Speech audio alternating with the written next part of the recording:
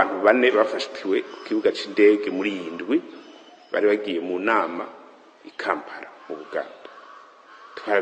Nivyo nyine babwira n'igihugu baravuga bakorana nishira hamwe yiyonkoye gukorana n'u Burundi, bimwe bita ONG, bagaca bakorana n'amashira hamwe bimwe bita societe civile, amwe yemewe n'ayandi atemewe, bagakoresha amafaranga tutazi ukungene aza, bagakoresha ibintu byinshi, uburyo bwinshi cyane.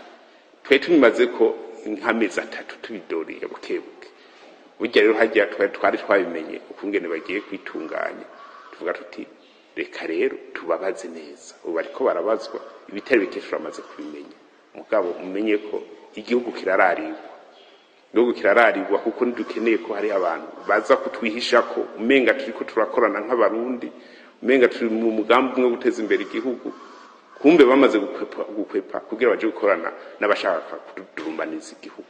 Kuko urinze uja kwinyegeza, twe turavuga ati ayo mafaranga uri kurazana akora, murazi ko twagize ico bita unitable road, yavuze ko abantu bose basahiriza igihugu bagira ico bita planification conjointe, kugira imigambi bariko barakora bayikora n'inzego z'igihugu, kuko nta numwe aza gukora umugambi wiwe atari umugambi w'igihugu. Bavuga ko baje gusahiriza, none bosahiriza gute? Leta itabizi. Amafaranga baronse rero turiko turarondera ukungene angana kugira tumenye ukuri kose. Turashobora gusanga ari nka bimwe bita ngo financement ya terrorisme, byose turiko turabirondera kugira tumenye ukuri kwavyo.